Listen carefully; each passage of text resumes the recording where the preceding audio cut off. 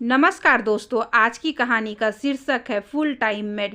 सौरभ, उठो ना, देखो तो मम्मी जी कहाँ रह गई हैं। 9 बजने वाले हैं, अभी तक नहीं आई। वैसे तो रोज 8 बजे तक आ जाती थी, पर इधर 2-3 दिन से रोज आधा घंटा देर आती हैं। आज तो 1 घंटा हो गया, अभी तक नहीं आई। नेहा ने अपने पति सौरभ से कहा। कहाँ गई होंगी, अभी आ जाएंगी, तुम परेशान ना हो। सौरभ ने उत्तर दिया। अरे परेशान कैसे ना हूँ, अभी नाश्ता भी तैयार नहीं है, बाकी का सारा काम भी वैसे ही पड़ा है, अभी तक काम वाली भी नहीं आई। अब मैं काम देखूँ या ऑफिस जाऊँ? मेरे ऑफिस का भी टाइम हो रहा है, मेरा टिफ़िन नाश्ता वगैरह कुछ भी तैयार नहीं है। हद है लापरवाही की भी, नेहा खींचकर बोली। सौरभ, तुम परेशान मत हो, लाओ मैं तुम्हारी मदद करता हूँ, वरना तुम्हें ऑफिस के लिए लेट हो जाएगा।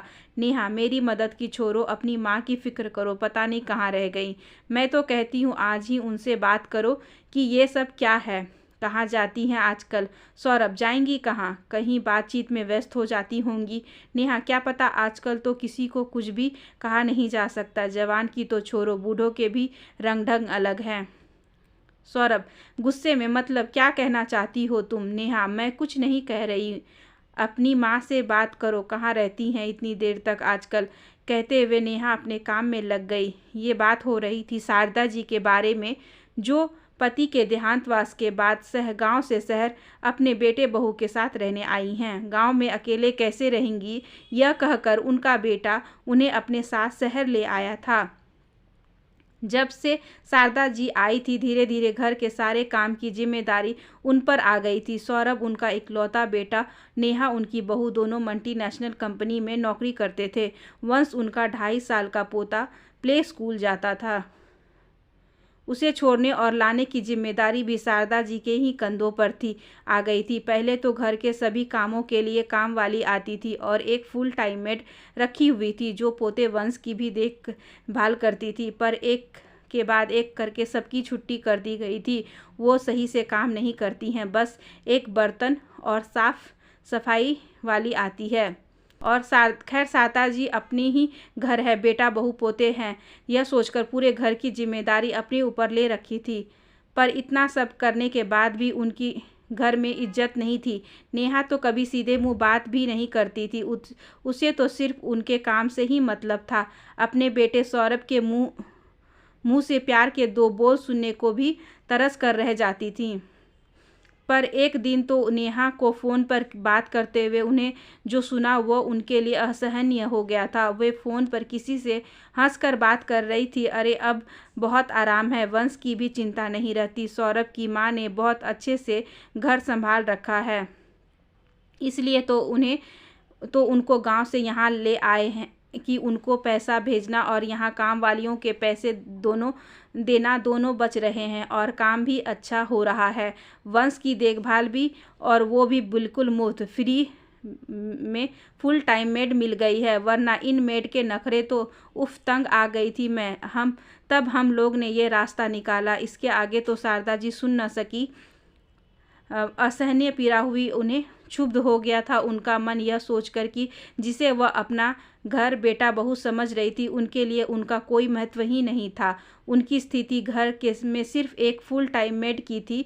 बहू को क्या दोष दे, उनका खुद का बेटा भी उनका सम्मान नहीं करता था। कितने प्यार और उत्साह से वह इस घर को संभाल रही थी। पर नेहा की बात सुनकर वो अत्यंत दुखी हो गई थी। वे चुपचाप बिना नेहा को आभास कराए कि वो उसकी बात सुन चुकी है, अपने काम में लग गई थी। शारदा जी के पति सुरेंद्र जी एक किसान थे, दूसरे की जमीन पर खेती का काम करते थे। उसी के मेहनताने से उनका घर चलता था। खुद की कोई जमीन जायदाद नहीं थी, 1-2 कमरे का छोटा सा अपना मकान ही था।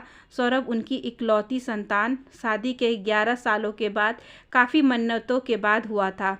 वे दोनों सौरभ की परवरिश में कोई कमी नहीं चाहते थे, अपना पेट काट कर भी उनकी सारी इच्छा पूरी करते थे। वे दोनों चाहते थे कि उनका बेटा पढ़ लिख जाए और बहुत बड़ा आदमी बन जाए, और सौरभ भी उनकी उम्मीदों पर खरा उतरा।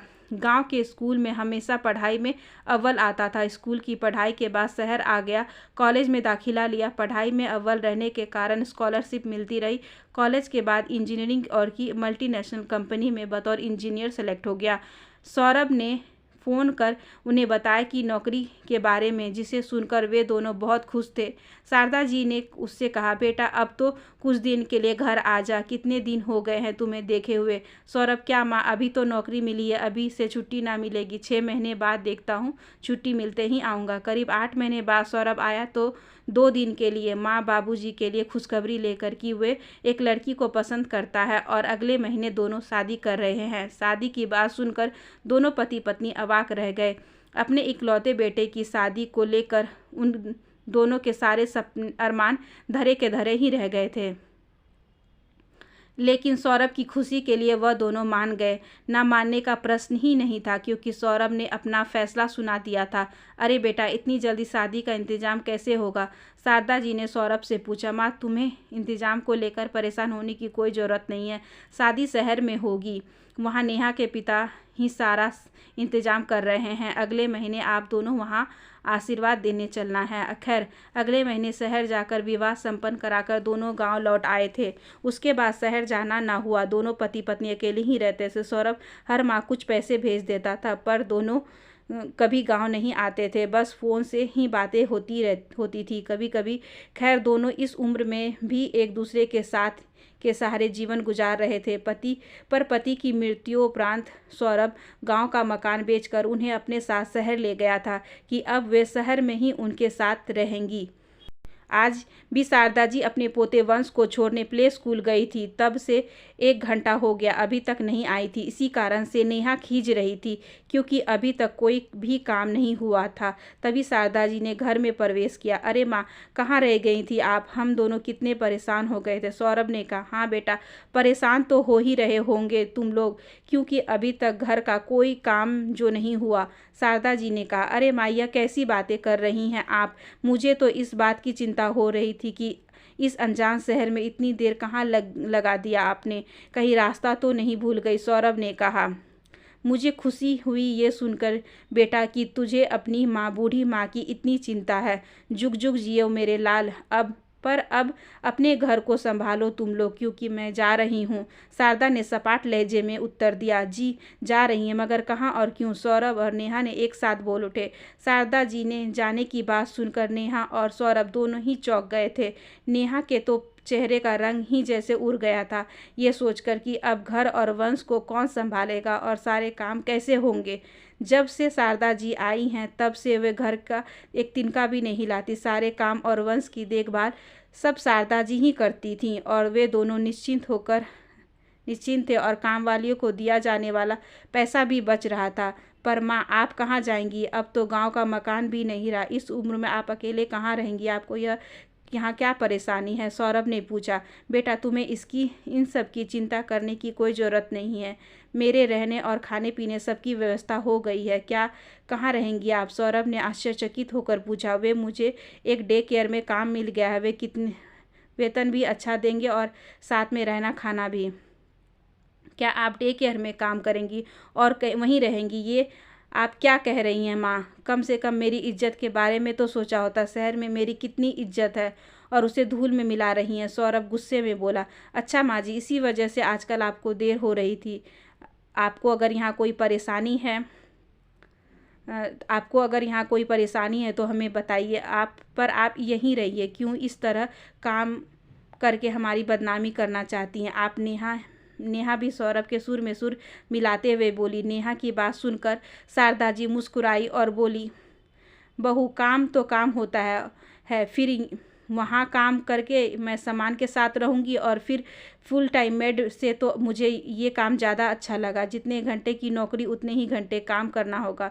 शारदा जी की बात सुनकर नेहा के चेहरे का रंग उड़ गया था। वे एक शब्द भी ना बोल पाई। और हाँ, तुम लोग अपनी बदनामी की चिंता मत करो। आखिर तुम्हारी माँ हूँ, अपने बच्चे की बदनामी हो ऐसा कैसे सोच सकती हूँ? मैं इस शहर से दूर दूसरे शहर जा रही हूँ, जहाँ तुम्हें कोई नहीं जानता। शारदा जी सौरभ और नेहा की और मुखातिब होकर बोली और अपने कमरे में चली गई। सौरभ नेहा अवाक खड़े देखते रह गए थे। आशा करती हूँ कि आज की ये छोटी सी कहानी आपको अच्छी लगी होगी। अगर अच्छी लगी हो तो please like, share and subscribe करें। हमारे चैनल को ज़्यादा से ज़्यादा शेयर करें। धन्यवाद।